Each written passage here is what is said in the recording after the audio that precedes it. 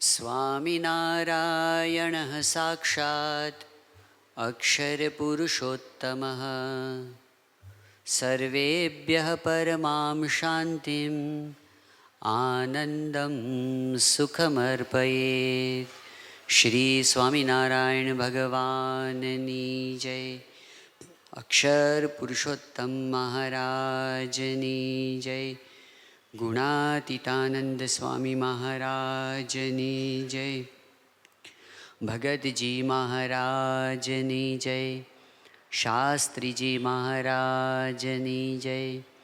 योगी जी महाराजनी जय। प्रमुख स्वामी महाराजनी जय। महंत स्वामी महाराजनी जय। सूरत अक्षरधाम महोत्सवनी जय। कार्यकर सुवर्ण महोत्सवनी जय।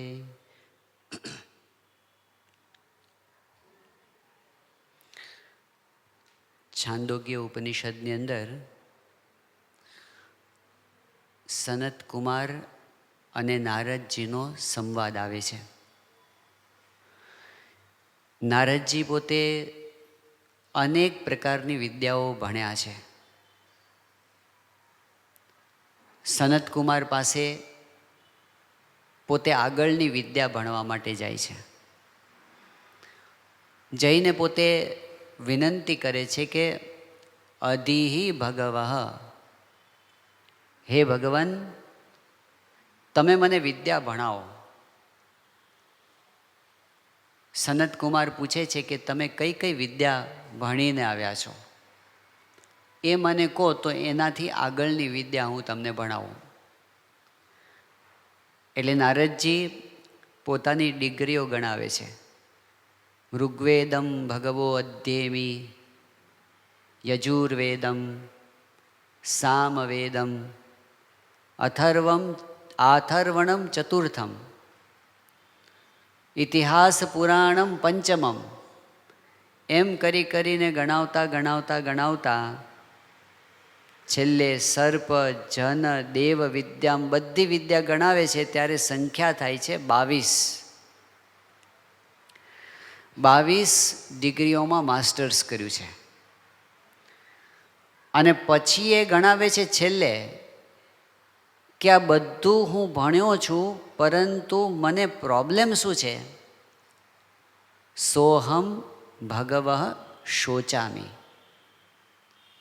મારા અંતરમાં શોક છે, અશાંતિ છે, ઉદ્વેગ છે, ખાલીપો છે. તો મને એવી કોઈક વિદ્યા તમે ભણાવો કે તમ મામ શોકસ્ય પારમ તારયતુ. આ મારા અંતરમાંથી અજંપો નીકળી જાય અને શાંતિ રહે ને, એવી કોઈક વિદ્યા તમે મને ભણાવો. આ વાત વેદોની વાત છે, અતિ પ્રાચીન સમયની વાત છે. ખૂબ ભણ્યા પછી પણ કંઈક ભણવાનું બાકી રહે છે, એવી વિદ્યાની આ વાત છે. આપણને ખબર છે કે જ્યારે આપણે આંખ બંધ કરીએ, સહેજ નવરાશ પડે એટલે આપણને શું દેખાય છે કે કેટલું કામ પેન્ડિંગ છે. એમાંય પણ ખાસ કરીને જ્યારે ભજન કરવા બેસીએ, કંઈક કામ સૂચતા ન હોય તો હાથમાં માળા લેવી, એટલે જેટલા બાકી હશે ને બધા યાદ આવશે. આટલું બાકી છે, ઘણા કામ પેન્ડિંગ છે. આપણા મનમાં પ્રોજેક્ટ્સ છે કે આ પ્રોજેક્ટ પૂરો થાય પછી આ કરવો છે, આ પૂરો થાય પછી આ કરવો છે, પેન્ડિંગ છે. એ બધા પેન્ડિંગ કામ પૂરા થશે ને, વિચાર એ કરવાનો છે, એ બધા પેન્ડિંગ કામ કદાચ પૂરા થઈ ગયા. ધારો કે એક વખત કલ્પના કરો કે બધા પૂરા થઈ ગયા, તો એનાથી પૂરું થઈ જશે? બાકી રહેવાનું છે. અને બધું કર્યા પછી જે બાકી રહે છે ને, એ આ શાંતિનો પ્રોજેક્ટ છે. બાકી રહ્યો છે. આપણે દુનિયાનો ઇતિહાસ તો જાણીએ છીએ. વધારેમાં વધારે પ્રોજેક્ટ્સ આપણા ભૌતિક સંપત્તિના હોય છે. આટલું પાર પાડીએ, આટલું મેળવી લઈએ. એક દુકાન છે તો બીજી દુકાન કરીએ, એક ફેક્ટરી છે તો બીજી ફેક્ટરી કરીએ. ડેવલપમેન્ટ થવું જોઈએ, વિકાસ થવો જોઈએ, દુનિયાનો ક્રમ છે.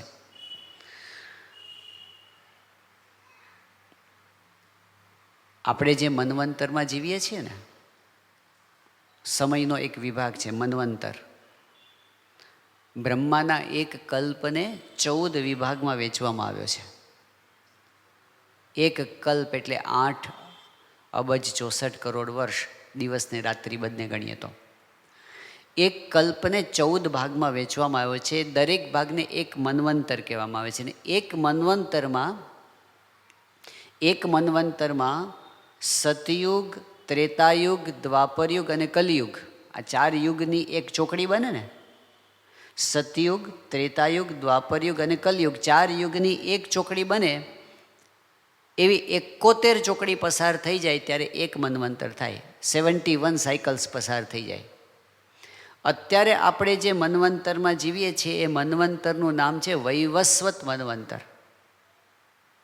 અને આ મન્વંતરની 71માંથી 27 ચોકડી પૂરી થઈ ગઈ છે. અત્યારે આપણે 28મી ચોકડીમાં છીએ. 28મી અને 28મી ચોકડીમાં 4 યુગ હોય ને, એમાં સતયુગ જતો રહ્યો, ત્રેતાયુગ જતો રહ્યો, દ્વાપર જતો રહ્યો અને કલિયુગ. કલિયુગના 4,32,000 વર્ષ હોય કલિયુગના, એમાંથી 5,500 ગયા છે. એટલે કલી પ્રથમ ચરણે, પહેલા પગથિયામાં છે. આ આપણું ભારતીય શાસ્ત્રોનું કેલેન્ડર છે. આપણે વર્ષોની વાત કરતા હતા તો આ ચતુર્યુગીમાં, એટલે કે આ મન્વંતરની અંદર, એટલે કે 27 ચતુર્યુગી પહેલાં જ્યારે મન્વંતરનો આરંભ થયો ત્યારે વિવસ્વાન થયા. વિવસ્વાન જે મનુ હતા, પછી એમના જે પુત્ર થયા, અને એમના જે પુત્ર થયા એમાં શરૂઆતની પેઢીની અંદર યયાતિ રાજા થયા છે. યયાતિ રાજાએ પોતે 2 લગ્ન કર્યા હતા. એક ઓફિશિયલ હતા, એક અનઓફિશિયલ હતા. શુક્રાચાર્યની પુત્રી દેવયાની સાથે એમના લગ્ન થયા હતા. અને એ વખતે એક અસુર રાજ હતો વૃષપર્વા, એની દીકરી શર્મિષ્ઠા સાથે એમણે અનઓફિશિયલ સંબંધો રાખ્યા હતા. તો દેવયાની થકી 2 દીકરા થયા હતા, શર્મિષ્ઠા થકી 3 દીકરા થયા હતા. પણ પ્રશ્ન એ થયો કે દેવયાનીને પાછળથી ખબર પડી કે યયાતિને આવા આડા સંબંધો છે. એટલે દેવયાની રિસાઈને એના પિતા શુક્રાચાર્ય પાસે જતી રહી, અને શુક્રાચાર્યે યયાતિને શાપ આપ્યો કે જા, તું ઘરડો થઈ જા. એટલે યુવાવસ્થામાં જે ઘરડો થઈ ગયો, એમણે પોતાના સસરા પાસે જઈને વિનંતી કરી કે તમે કૃપા કરીને મારી યુવાની પાછી આવે એવું કરો, કારણ કે મારે તો હજી ઘણા વિષયોની ઝંખના છે મનમાં. શુક્રાચાર્યએ કહ્યું કે તને કોક જુવાની આપે અને તારું ઘડપણ લઈ લે તો થાય. એણે પોતાના દીકરાઓને કીધું કે તમે મને તમારી જુવાની આપો. પણ કોઈ દીકરાઓ આપવા તૈયાર થયા નહીં. યદુએ ના પાડી, તુર્વસુએ ના આપી, અનુએ ના પાડી, દ્રુહ્યુએ ના પાડી. સૌથી નાનો દીકરો હતો પુરુ, એ પિતૃભક્ત હતો. એણે કીધું પિતાજી મારી યુવાની લઈ જાઓ. પોતે ઘડપણ સ્વીકાર્યું, પિતાને યુવાની આપી, અને પછી યયાતિએ 1000 વર્ષો સુધી વિષયો ભોગવ્યા. અને 1000 વર્ષના અંતે એમને ફ્રસ્ટ્રેશન આવ્યું. એ ફ્રસ્ટ્રેશન શું હતું? અશાંતિ, ખાલીપો, પૂરું થયું નહીં. અને એ વખતે એણે પોતે કહ્યું કે યત પૃથિવ્યામ વ્રીહિયવમ હિરણ્યમ પશવઃ સ્ત્રિયઃ ન દુહ્યંતી મનઃ પ્રીતિમ પુંસઃ કામ તસ્યતે. આ પૃથ્વીની અંદર જેટલું કાંઈ ધન છે, જેટલા કાંઈ સારા સારા વિષયો છે, બધું જ કોઈ એક વ્યક્તિને મળી જાય, એકલો જ એનો માલિક હોય. આખી બેંગ્લોરની સંપત્તિ જ એક જણની થઈ જાય તો શું રહે બાકી? પણ એ કહે છે કે પૃથ્વીની બધી સંપત્તિ એની થઈ જાય, પૃથ્વીના બધા મનગમતા વિષયો એના થઈ જાય, તો પણ જેનું મન કામનાઓથી હણાયેલું છે એને કોઈ દિવસ મનમાં શાંતિ થવાની નથી. આ અનુભવના વચનો છે. આટલું ભોગવ્યા પછીના આ વાત થઈ. હવે ગુણાકાર કરજો કે એક ચતુર્યોગીની અંદર 43,20,000 વર્ષ થાય. એક ચતુર્યોગી ગુણ્યા 27 કરીને જેટલા વર્ષ થાય એટલા વર્ષ પહેલાંની વાત છે. એટલે લાખો વર્ષ પહેલાં યયાતિ પોતાનો અનુભવ કહી ગયા છે. આપણે થોડાક નજીક આવીએ. 4,000 વર્ષ પહેલાંની વાત. બાઇબલની અંદર, ઓલ્ડ ટેસ્ટામેન્ટની અંદર કિંગ સોલોમનની વાત આવે છે, ઇઝરાયલનો રાજા. એના માટે એવું કહેવાયું કે he was the richest and the wisest man of his time. સૌથી વધારે ધનવાન, સૌથી વધારે બુદ્ધિમાન, કુશળ રાજવી હતો. વિષયોના ઢગલા હતા. 9.5 લાખ તોલા સોનું દર વર્ષે એના ખજાનામાં ખડકાતું હતું. 700 રાણીઓ હતી, 300 રખાતો હતી. દરેક રાણીને એક બંગલો હતો, દરેકને સ્વતંત્ર બગીચો હતો, દરેકને એક રથ હતો અને દરેક રથને 4 અરેબિયન ઘોડા હતા. વિષયોનો પાર નહોતો. પણ આખી જિંદગી એણે આવી દુનિયાની રીતે જોઈએ તો સફળ જિંદગી જીવ્યા પછી અનુભવ શું? હવામાં બાચકા, મારા હાથમાં કાંઈ આવ્યું નહીં. હજી થોડાક નજીક આવીએ. 200-250 વર્ષ પહેલાં નેપોલિયન થયો. અને નેપોલિયને પોતે કીધું કે હું આખું યુરોપ જીતી લીધું, 90% યુરોપ પર કબજો મેળવી લીધો. બહુ જીવ્યો નથી, આમ તો 52 વર્ષે તો ગુજરી ગયો છે. પણ એણે કીધું છે નેપોલિયને કે દુનિયાની કોઈ પણ કમ્ફર્ટ હોય એ હું ખરીદી શકું એમ છું, દુનિયાની કોઈ પણ મિલકત મારા પગના તળિયે લાવી શકું છું, પણ સુખના 7 દિવસ મેં જોયા નથી. અનુભવો મેચ થાય છે. લાખો વર્ષ પહેલાં હોય કે પછી 4,000 વર્ષ પહેલાં હોય કે પછી 200 વર્ષ પહેલાં હોય કે આપણે હમણાંની વાત કરીએ. બિલ ગેટ્સને બધા બહુ ઓળખે છે. દુનિયામાં સૌથી વધારે ધનવાન માણસ ઘણો સમય સુધી રહ્યા છે, હજુ પણ ધનવાન જ છે. આપણે કોઈને પૂછીએ તમારો પગાર કેટલો, તો વર્ષનો પૂછાય છે કે વર્ષમાં કેટલું કમાવો છો. બિલ ગેટ્સને પૂછવું હોય, સેકન્ડમાં 4 લાખ રૂપિયા કમાય છે. સેકન્ડમાં, 1 સેકન્ડમાં 4 લાખ. એટલે આપણે 1 મિનિટ પૂરી થાય ને તો કેટલા થાય?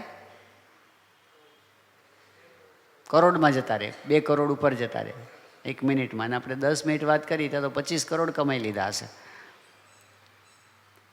ઢગલો જ થતો જાય છે. ક્યાં નાખવા? સંપત્તિની અંદર કોઈ કમી નથી. રૂપિયામાં ગણીએ તો લગભગ 1200 કરોડ રૂપિયાનો બંગલો છે. સુવિધામાં શું ખામી હોય? પણ શું પ્રશ્ન થયો કે પતિ પત્નીને છૂટાછેડા લેવા પડ્યા. પણ કેવી પરિસ્થિતિમાં? એની દીકરીએ કીધું છે કે અમારા ઘરની અંદર છેલ્લા કેટલાય વર્ષોથી અમે સતત તણાવ ભર્યા સંજોગોનો અનુભવ કરીએ છીએ. ઘર તો એ જ છે, બધી સુવિધાઓથી સજ્જ, પણ તણાવ તો લાખો વર્ષ પહેલાં હોય, 4,000 વર્ષ પહેલાં હોય, 200 વર્ષ પહેલાં હોય કે 3 વર્ષ પહેલાં હોય. અનુભવો એના એ જ છે. આ બધું કદાચ બધા પ્રોજેક્ટ પૂરા કરી લીધા ને તો એક પ્રોજેક્ટ બાકી રહેવાનો, એ કયો? શાંતિનો. અને એટલે આપણે જોઈએ છીએ પ્રમુખ સ્વામી મહારાજને જ્યારે ડૉક્ટર સુબ્રમણ્યમે પૂછ્યું દિલ્હીની અંદર, અક્ષરધામ જોઈને બહુ પ્રભાવિત થયા અને કીધું કે સ્વામી તમારો નેક્સ્ટ પ્રોજેક્ટ કયો છે?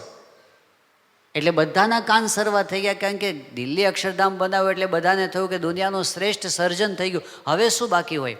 અને હવે સ્વામી શું કહેશે, બાપાના મનમાં શું છે. જ્યારે બધાના કાન સરવા થઈ ગયા ત્યારે સ્વામીએ શું કીધું, અમારો પ્રોજેક્ટ શું છે, ભજન કરવું, કરાવવું. અને પછી સ્વામી બોલ્યા, અમારો પ્રોજેક્ટ શાંતિ કરવાનો પ્રોજેક્ટ છે, આ અમારો કાયમી પ્રોજેક્ટ છે. સૌથી વધારે અગત્યનો પ્રોજેક્ટ છે શાંતિ થાય, આપણા હૃદયમાં શાંતિ થાય અને એ શાંતિનું પ્રવર્તન થાય. તો એ જ એમનું મુખ્ય કાર્ય છે. એટલે આપણે જોઈએ છે કે સત્સંગ દીક્ષા ગ્રંથનો આરંભ કરે છે મહાન સ્વામી મહારાજના પહેલા શ્લોકની અંદર મંગલાચરણમાં કહે છે, સ્વામિનારાયણ સાક્ષાત અક્ષર પુરુષોત્તમ સર્વેભ્ય પરમામ શાંતિમ આનંદમ સુખમ અર્પયેત. એમને આ આપવું છે કે બધાને શાંતિ થાય, સુખ થાય, આનંદ થાય, એ આપવું એ જ એમનો પ્રોજેક્ટ છે, જે બીજું બધું કર્યા પછી બાકી રહી જાય છે. તો ફેર ક્યાં પડે છે?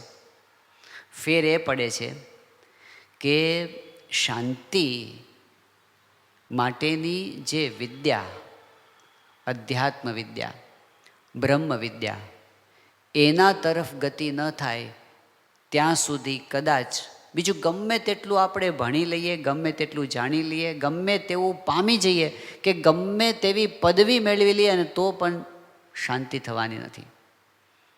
આ શાંતિ કેટલી અગત્યની છે. શ્રીમદ ભગવદ્ ગીતામાં કહ્યું કે નાસ્તિ બુદ્ધિરયુક્તસ્ય નચાયુક્તસ્ય ભાવના નચ ભાવયત શાંતિ અશાંતસ્ય કુતઃ સુખમ. આ એક જે ચરણ છે ને, અશાંતસ્ય કુતઃ સુખમ, જેનું મન અશાંત છે એને ક્યાંથી સુખ મળે? આ સનાતન સિદ્ધાંત છે, મજા નહીં આવે. અને કેવું થાય કે જો ચિત્તમાં શાંતિ ન હોય ને તો આખી દુનિયા છે ને કડવી જ લાગે. ચિત્તે પ્રસન્ને ભુવનમ પ્રસન્નમ. જો મનમાં શાંતિ હોય જે સમયે આપણને, અને એ સમયે આપણને છે ને બધું સારું સારું લાગે. કેટલો સરસ આ પવન ઠંડો ઠંડો વાય છે, આ કેવો ઝીણો ઝીણો વરસાદ વરસે છે, આ પંખીઓ કેવા કિલકિલાટ કરે છે, અને આ જુઓ ને બગીચામાં કેવી વનરાજી ખીલી છે, બધું સારું સારું લાગે. ચિત્તે પ્રસન્ને ભુવનમ પ્રસન્નમ, અને ચિત્તે વિષણ્ણે ભુવનમ વિષણ્ણમ. જ્યારે ચિત્તમાં અશાંતિ હોય ને ત્યારે શું લાગે? પંખીઓ કલરો કરતા હોય તો કે આ શું ચીસો પાડે છે, બાળકો રમતા હોય તો શું કે આ શું દેકારો કરે છે, અને આજુબાજુ કાંઈ જ ન ગમે આપણને, જાણે દિશાઓ ખાવા દોડતી હોય એવું લાગે, મજા આવતી નથી. અતો બિલાશો યદિ તે સુખે સ્યા ચિત્ત પ્રસાદે પ્રથમમ યતસ્વ. જો ખરેખર સુખ શાંતિ કોઈને જોતા હશે, મહાન સ્વામી મહારાજ ઘણી વખત કહેતા કે 500 રૂપિયાના પલંગમાં સૂઈએ તો 8 કલાક ઊંઘ આવે, તો 5000ના પલંગમાં કેટલા કલાક આવે, અને 50,000ના પલંગમાં કેટલા કલાક આવે, ને 5 લાખના પલંગમાં ને 50 કરોડના પલંગમાં ઊંઘ ઉડી જાય છે. એવી ત્રિરાશી નથી કે જેના ઘરમાં 1 કરોડ હોય અને 1 કિલો સુખ હોય, ને 100 કરોડ હોય ને 100 કિલો સુખ હોય, ને જેના ઘરમાં 10,000 કરોડ હશે ને 10,000 કિલો સુખ હશે અંતરમાં.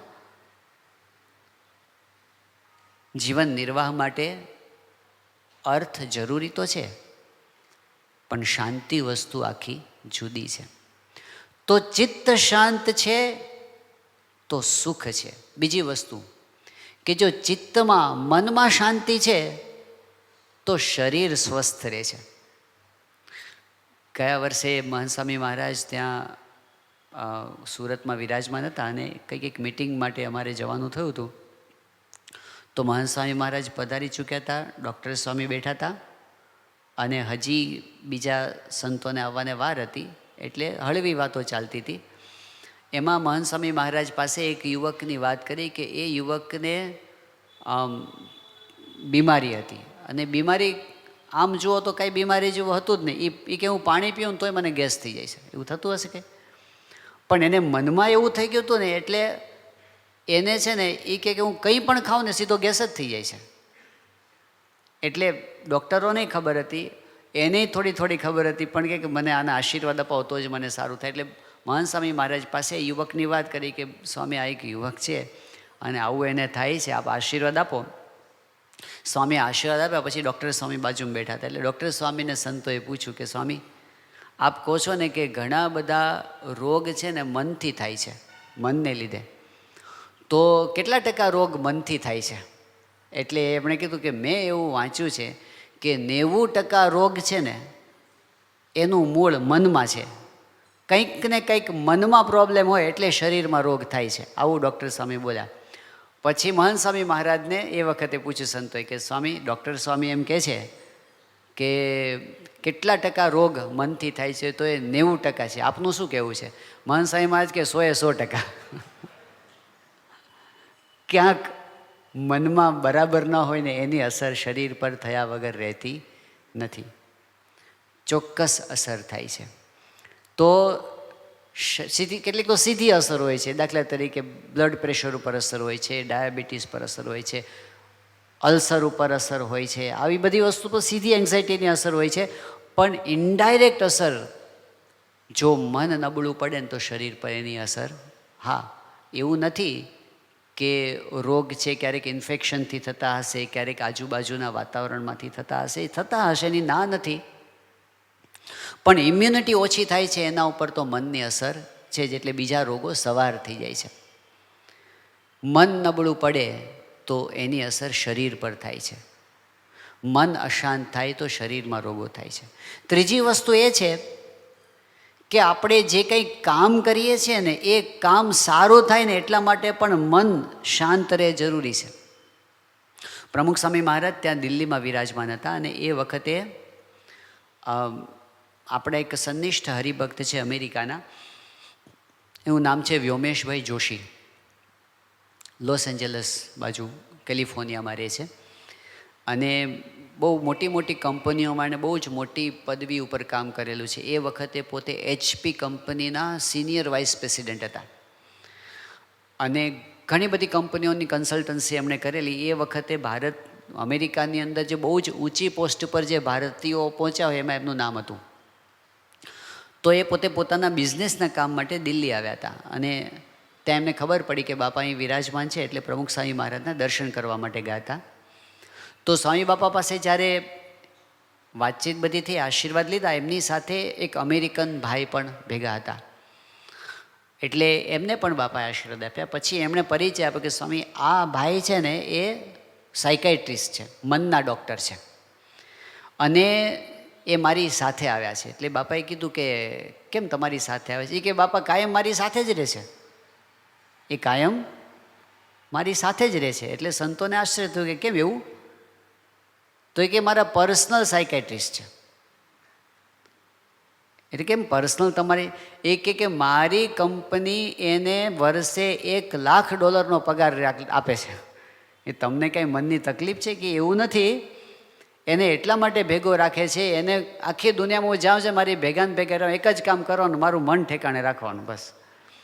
એનો કંપની એને પગાર આપે છે કારણ કે જો મારું મન ઠેકાણે હશે, જો હું અશાંત થઈ જઈશ ને તો મારા નિર્ણયો એવા આવશે કે જેથી કંપનીને નુકસાન થશે. એટલે એને ખબર પડે છે કે જો સારું કામ કરવું હોય ને તો મન ઠેકાણે જોઈએ. મન શાંત હોય ને તો કામ સારું થાય છે, એફિશિયન્સી વધે છે, પ્રોડક્ટિવિટી વધે છે, એકાગ્રતા વધે છે, ક્રિએટિવિટી વધે છે. તો ત્યાં પણ મનની જરૂર છે. મન શાંત હોય તો સંબંધો સુધરે છે, કારણ કે મોટા ભાગના સંબંધો છે ને આપણે ડિસ્ટર્બ થઈએ ને પછી કંઈક બોલાઈ જાય આપણાથી ને પછી ગરબડ થાય. જો ગુસ્સો એક જ ખાલી હટાવી દઈએ ને આપણે તોય કેટલાય સંબંધો બગડતા બચી જાય. પણ મૂળ કારણ છે મન. એની અસર આપણા સંબંધો પર થાય છે. મનની અસર આપણી ભક્તિ ઉપર થાય છે, એ તો થાય જ છે, કારણ કે મન ન હોય તો પછી શું થાય? ભક્તિ કેવી થાય આપણી? જો મનમાં ઉદ્વેગ હોય ને પછી આપણે પૂજા કરવા બેસીએ, મજા ન આવે. મન શાંત હોય તો ભક્તિ સારી થાય છે. અને છેલ્લે મોટી વાત તો એ છે કે મન શાંત હોય ને તો ભગવાનને સંત વધારે રાજી થાય છે આપણા ઉપર. ગુણાતીતાન સ્વામીની વાતોમાં છે, ભજન કરતાં કરતાં ક્રિયા કરીએ તો અંતરમાં ટાઢું રહે. અને અંતરમાં ટાઢું જોઈને મોટા સાધુ રાજી થાય. જેનું અંતર ધગતું હોય એને દેખીને શું રાજી થાય? તો એમની દ્રષ્ટિ વિશેષ પડે છે આપણા ઉપર. અને જ્યારે મોટા પુરુષની દ્રષ્ટિ થાય ત્યારે જીવ સુખીઓ થઈ જાય. એ બધું વિશેષ સુખ છે, એ આગળનું સુખ છે. પણ એમની દ્રષ્ટિના અધિકારી થવા માટે પણ આપણું મન શાંત હોય ને તો એમની દ્રષ્ટિ થાય છે. એટલી તો ખબર પડે છે કે આપણા જીવનનો એક ઘણા બધા પ્રોજેક્ટ્સ છે, પણ એક મુખ્યમાં મુખ્ય પ્રોજેક્ટ હોય તો એ છે શાંતિ. અને એ શાંતિનો માર્ગ છે અનુભવીઓએ આપણને બતાવ્યો, આધ્યાત્મિકતામાં બતાવ્યો. આપણે હવે પછીના દિવસોની અંદર એ વાત જોવાના છીએ કે શાંતિના માર્ગે જતાં આપણે એવી કેટલીક જગ્યાઓ આવે છે જ્યાં આપણે અટકી જઈએ છીએ, આપણો રસ્તો બ્લોક થઈ જાય છે, આપણને આગળ સૂઝતું નથી. એવી જગ્યાઓએ આપણે મનમાં અશાંતિનો અનુભવ કરીએ છીએ, ત્યારે ત્યાંથી એક સાઈડનો રસ્તો કાઢી આપે છે અનુભવી પુરુષો. એ વચનામૃતમાં છે, એ સ્વામીની વાતોમાં છે, એ સત્પુરુષના વચનોમાં છે, આપણા શાસ્ત્રોની અંદર છે. એવી કઈ જગ્યા છે જ્યાં આપણે અટકી જઈએ છીએ અને ત્યાંથી આગળ કઈ રીતે જવાય છે એ જે માર્ગદર્શન આપણને આપ્યું એ આપણે જોવાના છે. એમાં સૌથી પહેલો મુદ્દો એ છે, આ પહેલો મુદ્દો એવો છે કે લગભગ કોઈના લિસ્ટમાં જ ના આવે. શાંતિ મેળવવા માટે જે જતા હોય ને એના લિસ્ટમાં જ ના આવે એવો આ મુદ્દો છે. અને એ મુદ્દો જેટલો સ્પષ્ટ સ્વામિનારાયણ ભગવાને કર્યો છે ને એટલો દુનિયામાં ક્યાંય જોવા મળે એમ નથી. એ પહેલો મુદ્દો કયો છે? પહેલો મુદ્દો એ છે કે જ્યારે કોકનો અવગુણ આવે છે ને ત્યારે આપણને અશાંતિ થાય છે. કોકનો અવગુણ આપણને દેખાય, એ અવગુણનું ચિંતન થાય, એમના પ્રત્યે એલર્જી થાય, એમના પ્રત્યે દ્વેષ બંધાય, એનું ખરાબ થાય એવા મનમાં સંકલ્પો થાય, એમના પ્રત્યે દુશ્મનાવટ થઈને એનું ખરાબ કરવા માટેનો પ્રયત્ન થાય. આ બધા ચડતા પગથિયા છે અશાંતિના. પણ શરૂઆત ક્યારથી થાય છે? જ્યારે આપણને કોઈનો અવગુણ આવ્યો ને સમજવું, એલર્જી થવા માંડીને એટલે આપણે અશાંતિના રસ્તે ચડી ગયા છીએ. વચનામૃત છે ગરડા પ્રથમ પ્રકરણનું 28મું. આ એટલા માટે આપણે સમજવું જરૂરી છે કારણ કે આ વચનામૃતની શરૂઆત મહારાજ ત્યાંથી કરે છે જ્યાં આપણે પહોંચી ગયા છીએ. શંકરાચાર્યે 3 વાત બતાવી. દુર્લભમ ત્રયમેવૈતત દેવાનુગ્રહ હેતુકમ. 3 વાના દુર્લભ છે, બહુ મુશ્કેલીથી પ્રાપ્ત થાય છે 3 વાના. એ 3 વાના કયા? મનુષ્યત્વમ, મુમુક્ષુત્વમ, મહાપુરુષ સંશ્રય. મનુષ્યનું શરીર મળવું દુર્લભ છે, મળી ગયું.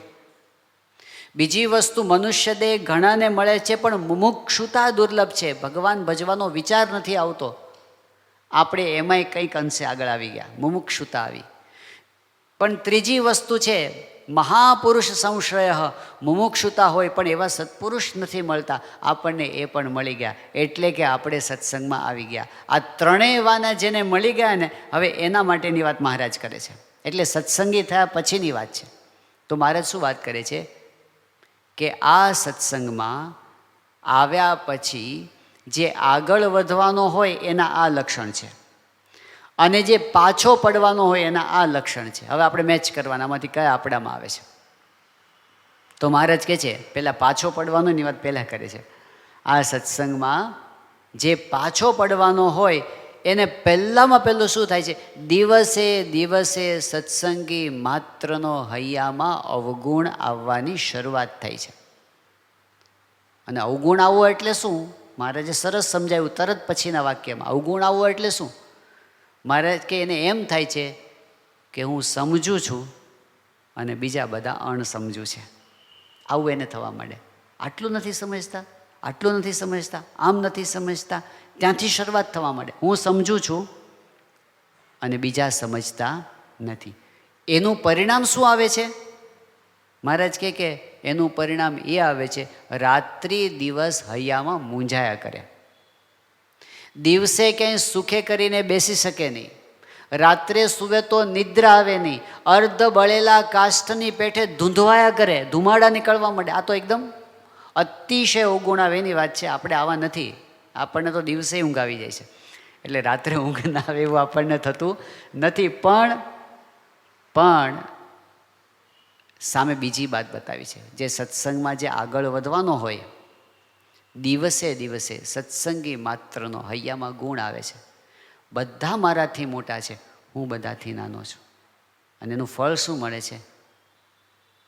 એનું ફળ એ મળે છે, આઠે પહોર સત્સંગનો આનંદ એના હૈયામાં રમતો રહે છે. હવે આપણી પરિસ્થિતિ શું છે? આટલા બધા તો ખરાબ નથી આપણે કે રાત્રિ દિવસ ધૂંધવાયા કરતા હોય, એવું તો નથી. પણ આ બાજુએ નથી, એટલે આઠે પોર સત્સંગનો આનંદ તો તે વચમાં ક્યાંક છીએ. એટલે સત્સંગી માત્રનો અવગુણ નથી આવતો, પણ કેટલાકનો આવી જાય છે. કેટલાકનો જે આવે છે ને અવગુણ, એ આપણી શાંતિને બગાડી નાખે છે. ખરેખર અગત્યની વસ્તુ છે. યોગીજી મહારાજે યોગી ગીતાની અંદર એક એવો અદ્ભુત સિદ્ધાંત મૂક્યો. યોગી બાપા કે મોટપ શું? ચલો મોટપ શું? વ્યાખ્યા મૂકો. મોટપ શું? આપણને એમ કે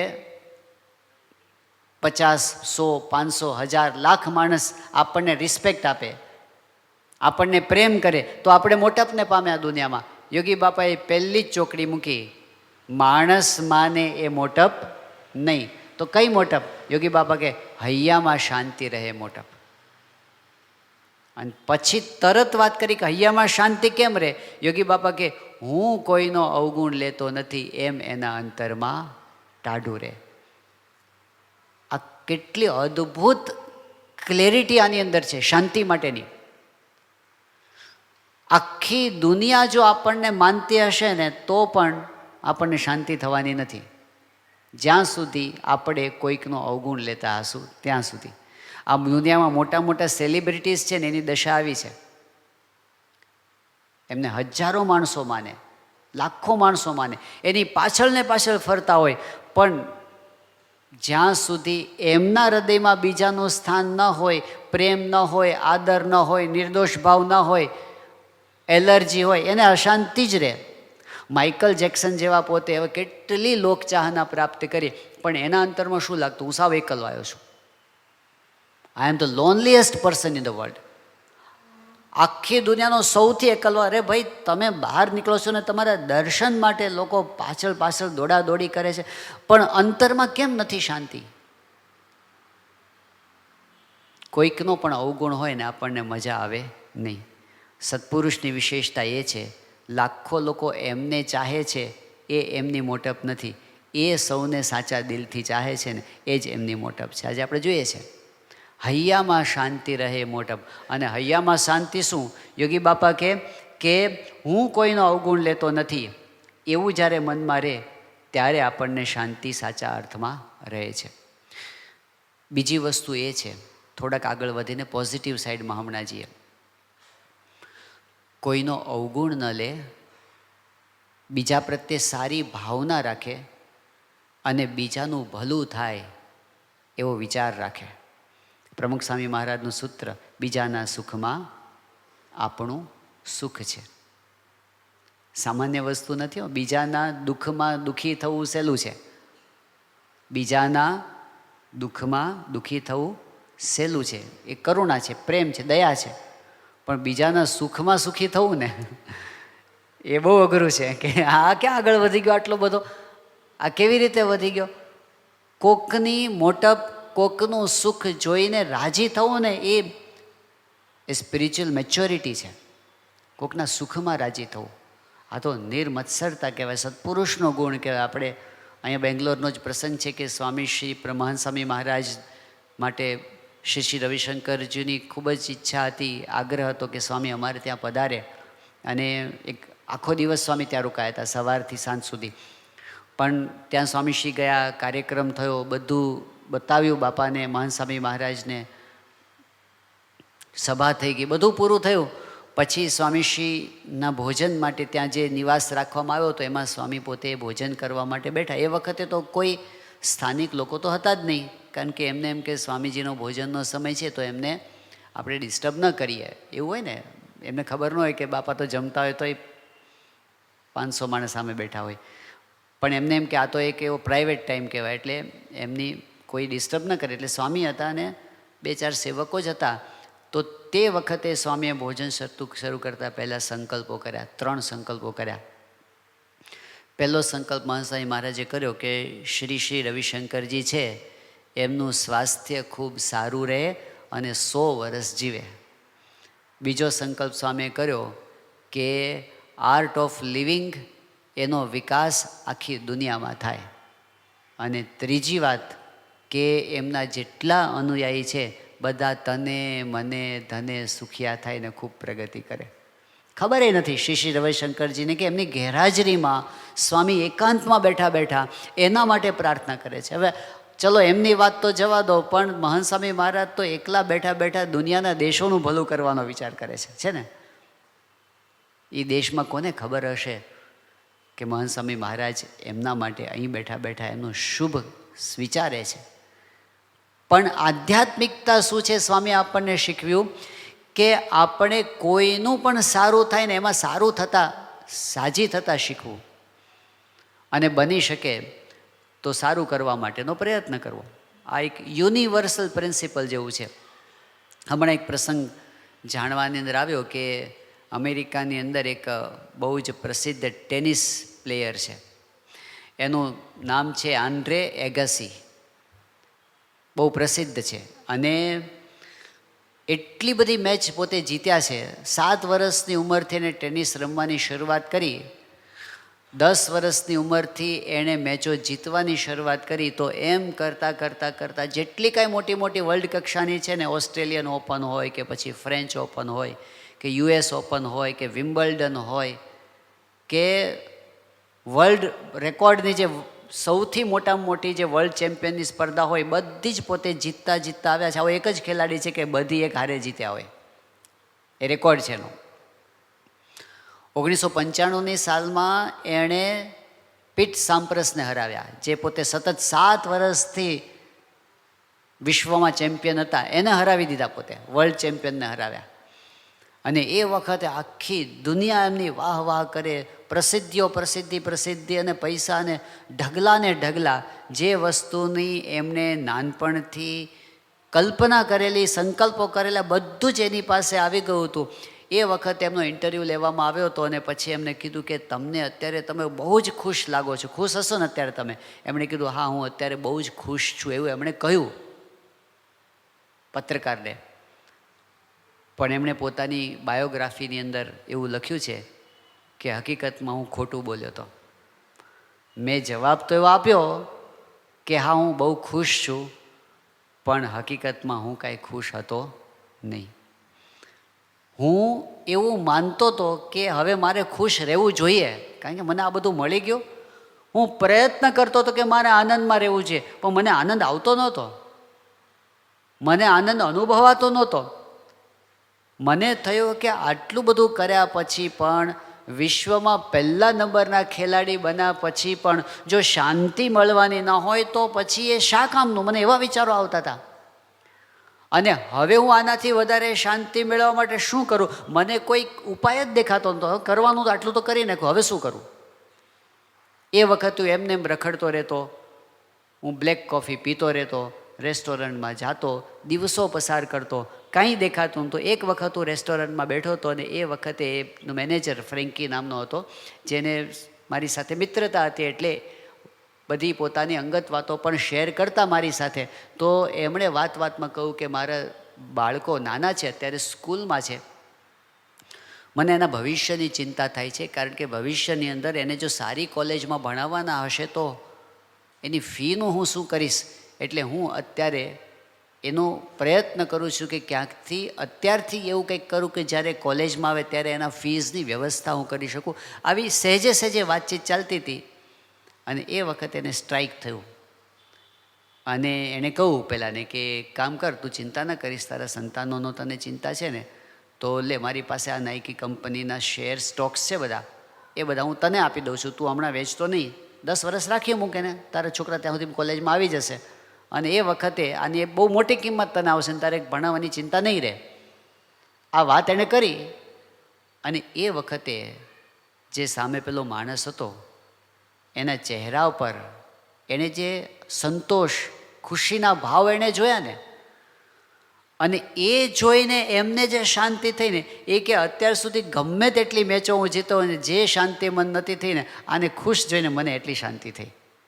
અને ત્યારથી મને એક રસ્તો મળ્યો કે બીજા માટે કંઈક સારું કરીએ એમાં જેવી શાંતિ થાય છે ને, એવી બીજી વર્લ્ડ ચેમ્પિયન થવામાં પણ થતી નથી.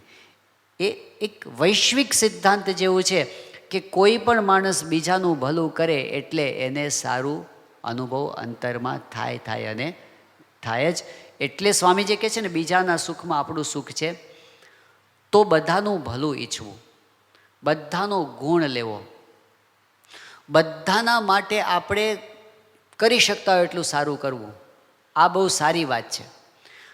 પણ હવે આપણે પ્રેક્ટિકલ આપણા જીવનમાં આવીએ, આપણને પ્રશ્ન ક્યાં થાય છે? નોર્મલી આપણે કહીએ કે ભાઈ બધાનું સારું થાય તો ભલે સારું થાય, એની હારે આપણે કંઈ લેવા દેવા નથી.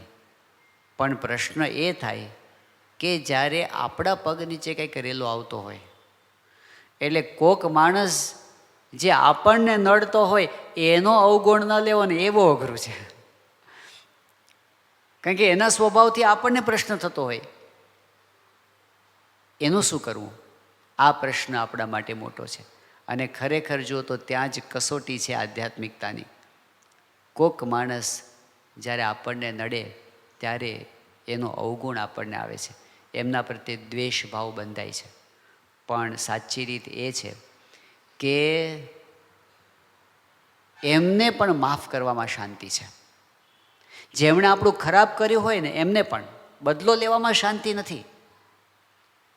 બદલો લેશું તો આપણને કદાચ થોડુંક સેટિસ્ફેક્શન થશે કે આપણે બતાવી દીધું એને, પણ એ બહુ ટેમ્પરરી હશે. અશાંતિ જવાની નથી એનાથી. શાંતિ તો ત્યારે જ થવાની છે કે જ્યારે એમને માફ કરી શકીએ. શાંતિ તો ત્યારે થવાની છે કે જ્યારે આપણે એનું ભલું ઈચ્છી શકીએ.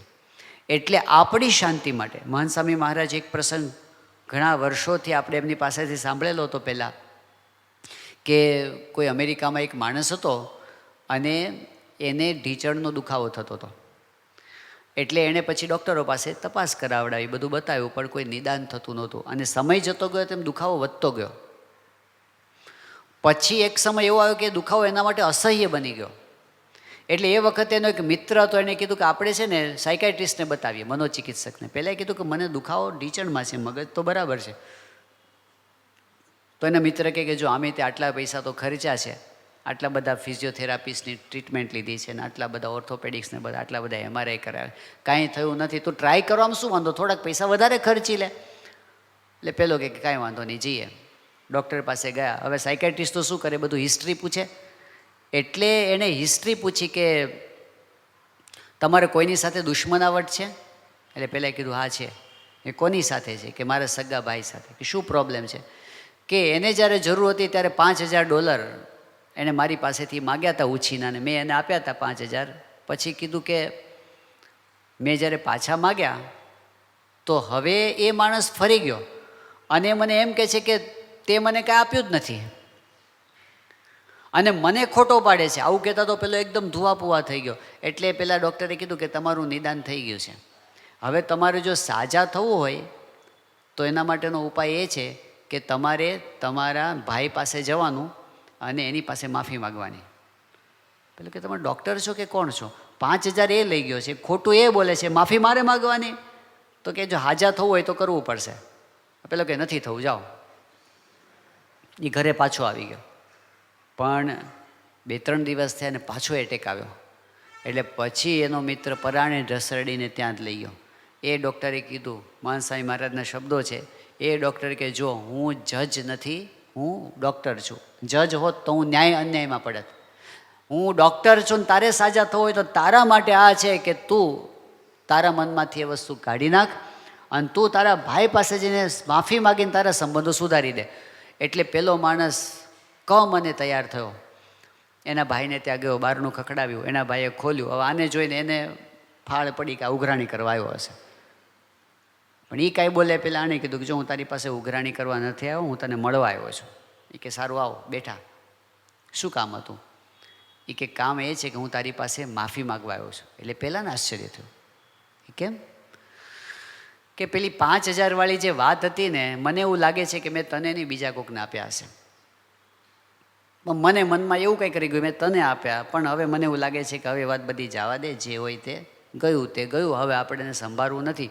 પણ અત્યાર સુધી મેં તારી પાસે કેટલી વખત ઝઘડો કર્યો, મેં તને ન કહેવાના શબ્દો કીધા, તારા માટે જેમ તેમ બોલ્યો, તને ગાળો દીધી, આ જે કાંઈ કર્યું ને, તો હું તારી પાસે માફી માગવા આવ્યો છું કે સોરી, તું મને માફ કરજે. એટલે આવું કીધું એટલે એના ભાઈને અંતરદૃષ્ટિ થઈ. એટલે એને કહ્યું કે ના ભાઈ, એવું નથી, આમ તો તે મને જ આપ્યા છે, પણ મારી પાસે હમણાં સગવડ નથી, તું ધીરજ રાખજે, હું ધીમે ધીમે તને બધા આપી દઈશ. એકદમ હળવું વાતાવરણ થયું. વર્ષો પછી બે ભેગા થઈને ચા પાણી પીધા.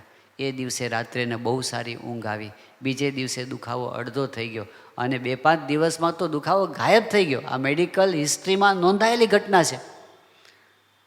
હવે આનો અર્થ એવો નહીં સમજવાનો કે ઢીચણનો દુખાવો હોય એ બધાને કાંઈ માનસિક નથી હોતું, કારણ કે ઘણા કારણો હોય છે. આર્થરાઇટિસ હોય છે, ઉંમરના ઘસારા હોય છે, ઘણાય કારણો હોય છે. પણ નક્કી એટલું થાય છે કે મનમાં કોઈના પણ પ્રત્યે આપણને દ્વેષ હોય, સાચો કે ખોટો, સાચો હોય ઘણીવાર દ્વેષ, માણસ જ એવો હોય. પણ સાચો કે ખોટો આપણને કોઈના પ્રત્યે દ્વેષ બંધાયો તો એનું તો ખરાબ થાય કે ન થાય, પણ આપણું તો ખરાબ થાય ને થાય. શારીરિક રીતે, માનસિક રીતે, સામાજિક રીતે, આધ્યાત્મિક રીતે, બધી રીતે આપણને તો નુકસાન થાય. એટલે આપણા ભલા માટે આપણે મનમાંથી બીજા પ્રત્યેનો ડંખ કાઢી નાખીએ ને, એ આધ્યાત્મિકતા છે. અને એ સાચો રસ્તો છે. ઉંદર હોય ઘરમાં, ઘણીવાર મરેલો ઉંદર ઘરમાં હોય અને એ ઘરમાં હોય તો આપણને કેટલા દિવસ વધારે રાખીએ આપણે, એ જેટલો વધારે રાખીએ ત્રાસ વધારે થાય. એમ આ બધી ઘટનાઓ કેવી હોય છે? મરેલા ઉંદર જેવી હોય છે. એને જેટલું આપણે મનમાં સંઘેરી રાખીએ, કેટલાક લોકો શું કરે છે, લિસ્ટ કરી રાખે છે કે ટાણે કેવા થાય, વારો આવે ને ત્યારે આટલા જવાબ આપવાના છે આપણે. જે વસ્તુ ભૂલવા જેવી છે એને યાદ રાખીને, મહંત સાહેબમાં જ એક વાત એ કરે છે કે કોઈ માણસ તમને લાફો મારે અને આપણને ગાલ તમતમે અને 10 મિનિટ એનો દુખાવો રહે તો એમાં સામેવાળાનો વાંક છે એવું આપણે માની લઈએ. પણ એ માણસે એકવાર લાફો માર્યો છે, આપણે 10 વખત એને યાદ કરીએ અને 10 વખત દુઃખી થઈએ, એમાં કોનો વાંક છે? એમાં એનો વાંક નથી, એમાં આપણો વાંક છે. નેગેટિવ ઘટનાઓને વારંવાર સંભાળીને દુઃખી થવાની જે ટેવ પડી છે એ અશાંતિ વધારે છે. ફરિયાદોને ભેગી નહીં કરવાની, માફ કરતા. બાપુ, આતંકવાદીને માફ કરી શકતા હોય પ્રમુખ સ્વામી મહારાજ, તો આપણે શું? આપણે સત્પુરુષના જીવન સામું જોઈએ છે કે એમની, આજે મહંત સ્વામી મહારાજને આપણે જોઈએ તો એમને જીવનમાં ઘણું સહન કરવાનું આવ્યું છે, પણ એમણે કોઈ યાદ રાખ્યું જ નથી કોના તરફથી શું સહન કરવાનું આવ્યું છે. આમ જુઓ તો એમની યાદશક્તિ બહુ જ તેજ છે. 50 વર્ષ પહેલાંની વસ્તુઓ કાલે મળ્યા હોય એવી રીતે પોતે આપણને યાદ કરીને બતાવી દે છે. પણ જે એમને સહન કરવાનું થયું છે ને, જિંદગીમાં એક પણ વખત એમણે યાદ કર્યું નથી, કોઈનાય તરફથી નહીં. એ અંદરના હોય, બહારના હોય, જે હોય તે દ્વેષ જ નહીં કોઈ પ્રકારનો. 2019ની સાલમાં મહંત સાહેબ મહારાજ નાઇરોબી હતા અને એમાં એક દિવસ કેવું હતું કે સ્વામીને પૂજા બહાર નહોતી કરવાની, એમના પેલો બેઠક ખંડ હોય એમાં જ પૂજા હતી એમના ઉતારામાં. એટલે સ્વામીશ્રી પોતે પૂજા કરવા બેઠા હતા અને સંતો જ હતા ખાલી સામે અને કીર્તન ગવાતું હતું. અને એમાં પેલું કીર્તન શાસ્ત્રીજી મહારાજનો સંગ ભાઈ મને ભાગે મળ્યો છે કીર્તન ગવાતું હતું. હવે એ કીર્તનમાં એક પંક્તિ આવે છે કે નિંદાના કરનાર નરકે જાશે ભોગવશે થઈને ભોરિંગ. જે નિંદા કરશે આ સત્પુરુષની એ નરકમાં જાશે અને એ પોતે સાપનો અવતાર લેશે. આવા શબ્દો પેલી પંક્તિમાં કહેવામાં આવ્યા છે. અસ્મિતાથી કોઈ ભક્ત કવિએ લખ્યું છે. હવે એ જ્યારે ગવાતું હતું ત્યારે મહંત સ્વામી મહારાજે ગાનાર સંતની સામું જોયું, એટલે એક બે સંતોને લાગ્યું ખરું કે સ્વામીના મનમાં કંઈક છે, પણ સ્વામી કંઈ બોલ્યા નહીં.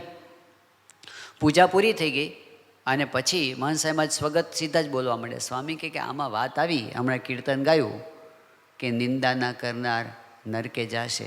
તો સ્વામી કે કરવત તો આમે કાપે ને આમે કાપે. એમ સત્પુરુષ તો બે બાજુ કલ્યાણ કરે, બે બાજુ સારું કરે. એટલે બધાના મનમાં થયું કે સ્વામીના મનમાં એવું કંઈક છે કે આ પંક્તિમાં કંઈક છે. એટલે કોઈ સંતે સામે જવાબ આપ્યો કે સ્વામી સત્પુરુષ તો દયાળુ છે, સત્પુરુષ તો કોઈ દિવસ કંઈ ખરાબ કરવાનો વિચાર ન કરે, પણ ભગવાન એને દંડ આપે. ઓલો હોય ને જે દ્રોહ કરનાર, એને ભગવાન દંડ આપે. અને આવી વાત તો છે જ આપણા શાસ્ત્રોની અંદર. મુક્તાનંદ સ્વામીએ કીધું કે જો મેરે સંતકુ રતિ એક દુવે તેહી જડ ડારું મેં ખોઈ. તો મનસાઈમાં છે કે ના ના, એમાં એ જે વાત છે ને એ જુદી વાત છે અને અહીં જુદી વાત છે. એટલે બધાને લાગ્યું કે સ્વામીના મનમાં છે ને એ વસ્તુ નથી અત્યારે. એટલે પછી સંતોએ આ બાજુ વાત કરી. તો આત્મા સ્વરૂપ સ્વામી કે સ્વામી નૈરોબીની અંદર યોગી બાપાની નગરયાત્રા નીકળી હતી અને એ વખતે નગરયાત્રા ફરીને આવ્યા પછી યોગી બાપા બોલ્યા કે કોઈ આપણી નગરયાત્રા જોઈ અને કટાક્ષ કરે કે માળા સ્વામિનારાયણિયા, એવું કોઈ કટાક્ષ કરે ને એનુંય કલ્યાણ થાય. માણસાઈ આજ કે બસ આ બરાબર. એટલે એમના મનમાં આ હતું. તો સ્વામી કહે કે આ કીર્તનની પંક્તિ છે ને આપણે સુધારવાની જરૂર છે.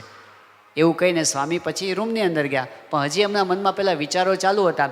એટલે સ્વામી કે વખાણ કરે કે નિંદા કરે, જે કરે તે હડફેટે ચડવો જોઈએ, એનું કામ થઈ જાય. હડફેટે ચડવો જોઈએ આમ કહીને સ્વામી પોતે આરામમાં ગયા. પછી હવે બાર આમ બધા ભેગા થયા. આત્મસ્વરૂપ સ્વામી હતા, પછી જ્ઞાનપ્રિય સ્વામી હતા, શ્રુતિ પ્રકાશ સ્વામી હતા, પ્રિયવ્રત સ્વામી હતા, બધા ભેગા થયા કે સ્વામી કીધું છે આ પંક્તિનું હવે શું કરું. એટલે મહંત સાહેબે જે બોલ્યા હતા બધા શબ્દો અમે લખ્યા એમના શબ્દોમાં. અને પછી મધુરવદન સ્વામી આપણા એ તો સારા કવિ છે, એટલે અમે એ બધું એમને મોકલ્યું કે સ્વામીની ઈચ્છા છે કે આના ઉપર પંક્તિ બદલાય. એટલે એ તો શીઘ્ર કવિ જેવા છે, એટલે તમે કલાકમાં 5 વિકલ્પો મોકલી દીધા કે આમ પણ થાય, આમ પણ થાય, આમ પણ થાય, આમ પણ થાય. બધી પંક્તિ મોકલી એણે. પછી અમે બેઠા, પછી 5માંથી 2 પંક્તિ ઉપર અમે આવ્યા કે આપણે સ્વામીને બતાવીએ. એ 5માંથી 2 પંક્તિમાંથી અમારું બધાનું તો એક ઉપર ટાર્ગેટ હતું કે આ વધારે સારી છે, પણ આપણે સ્વામીને પૂછી લઈએ. તો પંક્તિ એવી બની હતી કે ભાવે કુભાવે જે વંદે કે નંદે, વંદે એટલે વંદન કરે, નંદે એટલે નિંદા કરે. ભાવે કુભાવે જે વંદે કે નંદે કલ્યાણ થાશે અભંગ ભાઈ મને ભાગે મળ્યો છે. એટલે એનો કે જે કરે એનું બધાનું કલ્યાણ થશે. અને બીજી પંક્તિમાં શું હતું કે ભાવે કુભાવે જે વંદે કે નંદે ધામ પમાડે અભંગ ભાઈ મને ભાગે મળ્યો છે. એટલે એકમાં શું હતું કલ્યાણની વાત હતી અને બીજામાં એવું હતું કે ધામમાં જશે એ વાત હતી. એટલે અમને બધાને એક સરખું એવું લાગ્યું કે આપણે કલ્યાણવાળું બરાબર છે. કારણ કે કલ્યાણના છે ને ઘણા અર્થો થાય છે અને કલ્યાણના લેવલ પણ ઘણા બધા છે. એટલે કલ્યાણ તો ધામમાં તો આત્યંતિક થઈ ગયું. એટલે કે આ તો હવે આવા માણસનું કે થોડું આત્યંતિક કલ્યાણ કરાય. એટલે એ તો અરે પેલું કલ્યાણ બરાબર છે, એનું ધામવાળું બરાબર નથી. એટલે અમે બધા એક ઉપર આવ્યા. પછી સ્વામીને બપોરે બતાવવા માટે ગયા અને કીધું સ્વામી આ 2 પંક્તિ આવી છે, પણ અમને બધાને એમ લાગે છે કે આ કલ્યાણવાળી રાખીએ. એટલે મહંત સાહેબમાં જોયું ભાવે કુભાવે જે વંદે કે 2 પંક્તિ વાંચી. પછી કીધું સ્વામી કલ્યાણવાળી રાખીએ. સ્વામી કે ના. સ્વામી કે ધામ. સ્વામી કે ધામમાં જ જાય. હવે વિચાર કરો કે જે પોતાનો નિંદા કરતા હોય, આજે જે બધા આપણી સ્વામિનારાયણની કે એની નિંદા કરતા હશે ને, ત્યારે બધા આપણો વિરોધ કરતા હશે ને, બધા ધામમાં આપણને ભેગા થવાના છે. કારણ કે આ સંકલ્પ કરીને બેઠા છે. આ બધાને ત્યાં આજુબાજુ જશે, આપણી આજુબાજુ. એટલે ભાવે કુભાવે જે વંદે કે નંદે ધામ પમાડે અભંગ. એમનું દિલ જુઓ અને સમર્થ છે. પાછા એવું નથી કે ખાલી વાતો કરે છે, ધામ પમાડવા માટે સમર્થ છે ને એ સંકલ્પ કરે છે કે ધામમાં લઈ જશું. એટલે બાકી શું રહ્યું? એમને કોઈ દુશ્મન નથી. એ બધાનું ભલું ઈચ્છે છે અને એટલે એમણે જે આપણને રસ્તો બતાવ્યો કે આપણને પણ એ જ રસ્તો લઈએ કે બધાનું ભલું ઈચ્છવું, બધાને માટે આપણે સારું ઈચ્છવું. જ્યારે કંઈ આવા પ્રસંગો બને, કોઈકની સાથે આપણા સંબંધોમાં ગડબડાટ થાય, એ કુટુંબમાં હોય કે સત્સંગમાં હોય કે ગમે ત્યાં હોય, પરિવારમાં હોય, ત્યારે આપણને પ્રશ્ન શું નડે છે કે આપણને બધી ભૂલ સામેવાળાની દેખાય છે કે આવું કર્યું ને એટલે મને પ્રોબ્લેમ થયો છે. પણ આપણને પ્રસંગ યાદ છે કે ભગતજી મહારાજ વડતાલની અંદર હતા. એ સમયની અંદર એક પ્રસંગ એવો બન્યો કે પવિત્રાનંદ સ્વામી બહુ મોટા સંત હતા અને સદગુરુ કહેવાતા હતા. અને ભગતજી મહારાજને વિમુખ કરવામાં જેમણે બહુ મહત્ત્વનો રોલ ભજવ્યો હતો એ પવિત્રાનંદ સ્વામી. એમના જીવનમાં એક પ્રોબ્લેમ આવ્યો. વસ્તુ તો સાધારણ પ્રણાલિકાઓમાંથી એ વાત થઈ હતી, કારણ કે એ વખતે આપણે જે સંધ્યા આરતી થાય ને પછી જે પેલી ધૂન બોલાતી, રામકૃષ્ણ ગોવિંદ જય જય ગોવિંદ, હરે રામ ગોવિંદ જય જય ગોવિંદ કીર્તન ધૂન બોલાય છે. તો જૂની પ્રણાલિકા પ્રમાણે એવું ચાલતું હતું કે છેલ્લે એના છેલ્લા ભાગની અંદર ધૂન બોલાય, નરનારાયણ સ્વામિનારાયણ, નરનારાયણ સ્વામિનારાયણ, એવી ધૂન બોલાય. હવે એ વખતે છે ને તો દેશ વિભાગની ખેંચતાણ વધારે હતી. એક અમદાવાદ દેશ અને આ બાજુ વડતાલ દેશ. એટલે અમદાવાદ દેશના નરનારાયણ દેવ કહેવાય ને આ બાજુ લક્ષ્મીનારાયણ દેવ કહેવાય. એટલે બધી ખેંચતાણ છે. એટલે નરનારાયણ નામ આવે ને એટલે આ લોકોને શું લાગે, આ તો અમદાવાદના દેવ આવે. એટલે જે નવી પેઢી હતી એને થયું કે આપણે છે ને આ નરનારાયણ સ્વામિનારાયણ નથી બોલવું, સ્વામિનારાયણ સ્વામિનારાયણ ચાલુ કરી દઈએ. નિષ્ઠા કે એવું બધું નહીં, મૂળ તો શું એમનું નામ આપણે શું કામ બોલીએ, એવો હતો ભાવ. એટલે આપણે સ્વામિનારાયણ સ્વામિનારાયણ બોલીએ. એટલે એમણે એવું ચાલુ કર્યું. પહેલાં મૂળ તો જૂના માણસ પવિત્રાનંદ સ્વામી એ કે આ પ્રણાલિકા કેમ તમે તોડો છો, આ પ્રણાલિકા નહીં બદલવાની. એટલે એનો આગ્રહ રહે પણ કોઈ નવા સંતો માને નહીં એનું. એમાં આણંદ ગયા હતા અને ત્યાં આણંદની અંદર આચાર્ય પણ ભેગા હતા, પછી પવિત્રાનંદ સ્વામી હતા, બીજા સદગુરુએ હતા, નાના સંતોએ હતા અને મંદિર હરિમંદિર ત્યાં આરતી થઈને આરતી પછી ધૂન ગવાતી હતી ને એમાં બીજા બધાએ ચાલુ કર્યું કે સ્વામિનારાયણ સ્વામિનારાયણ. અને આ એકલા જોટ મોટે મોટે શું બોલે, નરનારાયણ સ્વામિનારાયણ, નરનારાયણ સ્વામિનારાયણ. એટલે કોક નાના સાધુ હશે એમણે કટાક્ષ કર્યો કે ઊંટ મરવાનું થાય તો એ મારવાડ ભણી મોઢું રાખે, એમ હજી આને દેશવાસના ટળતી નથી. હવે મૂળ શું હતું કે લખનઉ બાજુના હતા, પૂર્વાશ્રમમાં લખનઉ બાજુના હતા. અને દેશ વિભાગના લેખ પ્રમાણે આમ જો તો લખનઉ છે ને એ અમદાવાદ દેશમાં આવે. એટલે એ વખતે બધાને આમ બોલ્યા. પવિત્રાનંદ સ્વામીને થયું કે આટલા સદગુરુ મોટા હોય ને જાહેરમાં કોઈ બોલી જાય. એટલે પવિત્રાનંદ સ્વામી આજુબાજુ જોયું તો આજુબાજુ બીજા બધા જે નાના બધા હસ્યા. એટલે એને વધારે લાગ્યા. એટલે એમને મોટેરાનું સામું જોયું. મોટેરા એટલે જે સદગુરુ હતા કે આચાર્ય હતા. તો એ કાંઈ બોલ્યા નહીં. એમણે ઠપકો આપ્યો નહીં પહેલાં કે આવું ના બોલાય, આ મોટા સદગુરુ છે, આવું ના કરાય, એવું કોઈ કાંઈ બોલ્યા નહીં. એટલે એમને હાડો હાડ લાગ્યો, મારો કોઈ પક્ષ નહીં અને બધામાં ભળી ગયા છે. અને એટલું બધું એમને દુઃખ લાગી ગયું કે એમને તાવ આવી ગયો, શરીરમાં બેચેની થઈ ગઈ. અને પછી એના સેવક સંતને કીધું કે આપણે હમણાં વડતાલ જતા રહેવું છે. વડતાલ જતા રહ્યા. પણ બળતરા બળતરા બળતરા અંતરમાં એટલી બધી થાય. અને આવું બધું ક્યારેક થયું હોય ને, આપણું અપમાન થયું હોય, કોઈક બોલી ગયું હોય, ત્યારે આપણને શું થાય, એ કેસેટ છે ને ફરી એની જ રિવાઇન્ડ થયા કરે. તમે બંધ કરો તો પાછી એ ચાલુ થાય, બંધ કરો તો પાછી ચાલે. ઊંઘ ના આવે, કંઈ ચેન ન પડે. એટલે એકનો એક પ્રસંગ 100 વખત મનમાં ફરી જાય. જે બધું થયું હોય ને આખી ફિલ્મ આવ્યા કરે. એટલે પવિત્રાનંદ સ્વામી એમાંથી એટલી બધી અકળામણ એમને થઈ. પણ મહારાજના સંત હતા ને, એમને એટલી ખબર હતી કે કથા વાર્તાથી શાંતિ થાય. એટલે એમણે પોતાના સેવક સંતને કીધું કે જો સભા મંડપમાં કોઈ કથા સંભળાવે એવું છે તો સેવક સંત હતા, ગયા ત્યાં સભામાં. અને ત્યાં ભગતજી મહારાજ હતા. જે પ્રાગજી ભગતને વિમુખ કરવામાં એમણે મોટો રોલ ભજવ્યો હતો એ ભગતજી મહારાજ. તે વખતે ભગતજી મહારાજ બોલાતા કે આપણે સાથે બેસીને કથા કરવી છે. પ્રાગજી પવિત્રાનંદ સ્વામી કે તને વિમુખ ન કરું તો હું પવિત્રાનંદ નહીં. તો ભગતજી મહારાજ કે સ્વામી જો ખરેખર મેં ગુણાતીતને સેવ્યા હશે તો આપણે સાથે બેસીને કથા વાર્તા કરવી છે. એવું એ વખતે વાત કરી હતી. વિયોજન વિમુખ તો કર્યા. પછી ભગતજી મહારાજ સત્સંગમાં પાછા પણ લેવા ગયા. પણ પછી આ પ્રસંગ આવીને ઊભો રહ્યો ત્યારે પવિત્રાનંદ સ્વામી કે પ્રાગજી ભગતને બોલાવો. એ આવ્યા અને પછી પવિત્રાનંદ સ્વામી કે પ્રાગજી અંતરમાં શાંતિ થાય એવી કંઈક વાત કર. અને ભગતજી મહારાજ તો અંતર્યામી બધું જાણતા હતા. એમણે પંચાળાનું 3જું વચનામૃત વંચાવ્યું. અને એ વચનામૃતની અંદર પહેલાં જ પેરેગ્રાફની અંદર જે વાત આવે છે, મહારાજે કહ્યું કે જે કેવળ બીજાના જ અવગુણને જુએ છે ને પોતાના અવગુણને નથી જોતો ને એ મૂર્ખ છે. પવિત્રાનંદ સ્વામી આ સાંભળતા હતા. ભગવાનની કૃપાથી અને ભગતજી મહારાજના પ્રતાપે એમને શું થયું, અત્યાર સુધી એમના મનમાં એમ હતું કે આ બરાબર કરતા નથી, આ બરાબર કરતા નથી, આ બરાબર, પણ આ વચનોથી એનું ફોકસ અંદર ગયું. એમણે પોતાની જાતનો વિચાર કર્યો અને એમને એવો વિચાર આવ્યો કે જેણે અપમાન કર્યું, જેણે વાણી વિવેક છોડી દીધા, એનો વાંક છે તો ભલે એનો વાંક હોય, પણ મને આ સત્સંગની અંદર 30, 40 વર્ષ થયા અને હજી એક શબ્દ હું સહન ન કરી શકતો હોઉં તો એ મારો વાંક નહીં? 40 વર્ષ મેં સત્સંગમાં કર્યું શું?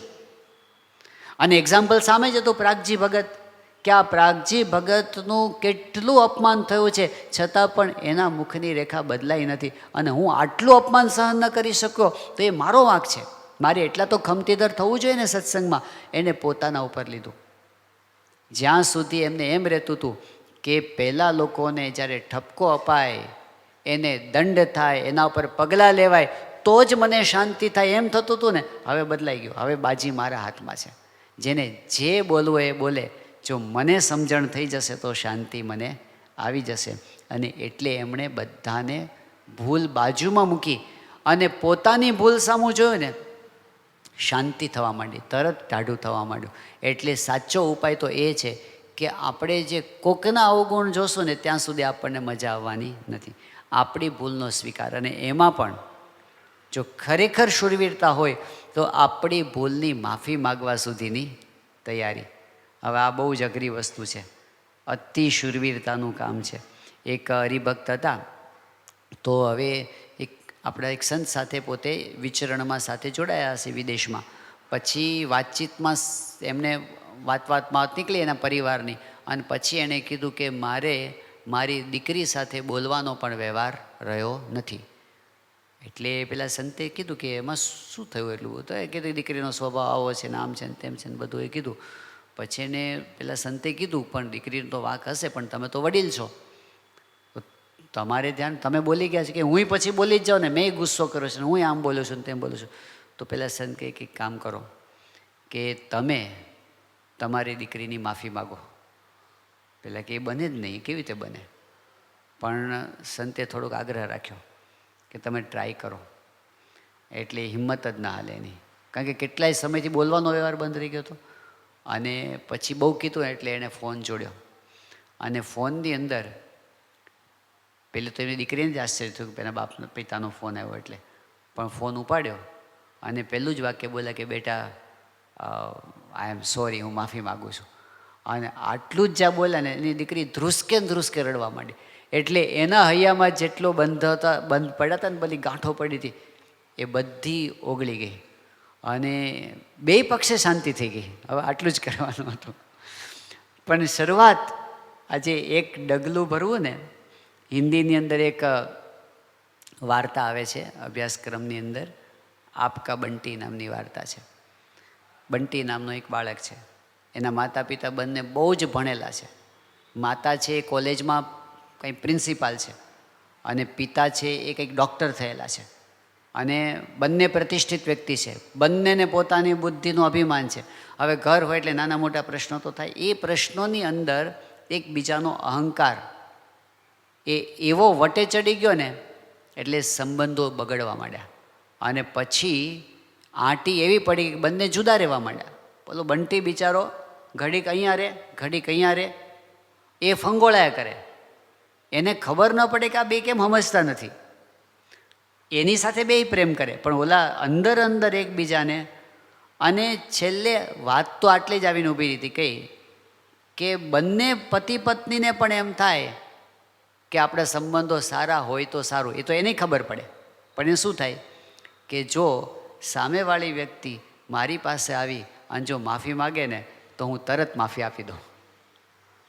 તો આને એમ થાય કે એ જો આવે ને મારી પાસે માફી માગે ને તો હું તરત માફી આપું, હું નમું. એમાં ને એમાં વળ ચડતો ગયો, એવો ચડતો ગયો. પછી આ તો ક્યાં સુધી વાત પહોંચે છે કે પહેલાં એકબીજાને બતાવી દેવા માટે એના જે પિતા હતા એણે પોતે બીજી સ્ત્રી સાથે સંબંધો રાખવા માંડ્યા. અને આ જે એની માતા હતી એણે ખાલી ઓલાને બતાવી દેવા માટે બીજા સાથે વ્યવહારો ચાલુ કર્યા. હવે બતાવી દેવાનું પહેલાંની ઘાણી થાય છે, પેલા છોકરાની, બંટીની તો બિચારાની. અને છેલ્લે એમાં ને એમાં જ કોઈ નમી દેતા નથી ને વાત પૂરી થઈ જાય છે. નમવાની અંદર કોણ નમે એ સારું એવું આપણે માનીએ છીએ, પણ જે નમે છે ને એ જીતે છે. અને એમાં ખરેખર બહુ મોટું ફળ છે. આપણે આપણા સત્સંગના જ પ્રસંગનો વિચાર કરવો હોય તો આપણો સત્સંગ ભારતની બહાર જે શરૂઆતથી સત્સંગની શરૂઆત તો એ આફ્રિકાથી થઈ. અને એ આફ્રિકાના સત્સંગના પાયામાં પણ સૌથી પહેલાં પાયાના બે હરિભક્તો હોય તો હરમાનભાઈ અને મગનભાઈ, બે જ શરૂઆતમાં બધા એ બે જણ ભેગા થઈને સભા કરે. હવે એકવાર વોલીબોલ રમતા રમતા ઝઘડો થયો અને ઝઘડો એવો થઈ ગયો તે બોલવાના વ્યવહાર બંધ થઈ ગયા કે મારે પડી નથી, બોલવાના વ્યવહાર બંધ થઈ ગયા. હવે ચલો ખોટું લાગી ગયું, બોલવાનું બંધ થઈ ગયું, એ તો બરાબર. પ્રશ્ન શું થાય કે જ્યારે સભાનો ટાઈમ આવ્યો, દિવસ આવ્યો ને એટલે બે જ જણા ભેગા થઈને સભા કરતા હોય ને બે જણ બોલતા હોય, સભા કેમ થાય?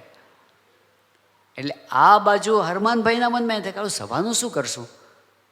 પેલું બધું મગનભાઈના મન ભાઈ કે સભાનું શું કરશું? પણ હવે બોલવાનું બધું બંધ થઈ ગયું છે, શું કરશું? બહુ મૂંઝાય બંને પોતાના ઘરે બેઠા બેઠા. છેલ્લે હરમાનભાઈથી રહેવાયું નહીં એટલે એ નીકળ્યા ઘરેથી અને મગનભાઈના ઘર સુધી પહોંચ્યા. પછી તો જે એક એક પગલું છે ને એક એક કિલોમીટર જેવું લાગે. હા, છેલ્લે છેલ્લે છેલ્લે જે હિંમત કરવી અને એણે બારણું ખખડાવ્યું અને મગનભાઈએ બારણું ખોલ્યું અને હરમાનભાઈ એટલું જ બોલ્યા કે મગનભાઈ સભા નથી કરવી? મગનભાઈ કે બહુ સારું થયું તમે આવી ગયા, હું રાહ જ જોતો હતો તમે આવો તો બહુ સારું.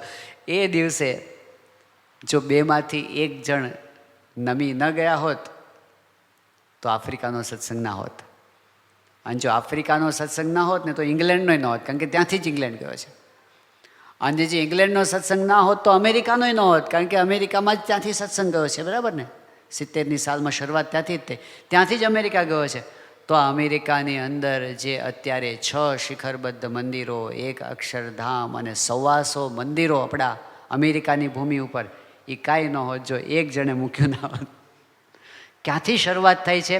ઘરમાં જે મોવડી હોય ને મોટા હોય એની જવાબદારી વધી જાય છે કે આપણે શા માટે પકડી રાખીએ અને નમી દેવામાં શું વાંધો છે જો એનાથી શાંતિ થતી હોય ને મોટા પુરુષ રાજી થતા હોય તો. એટલે આવી બાબતમાં કોણ નમી જાય?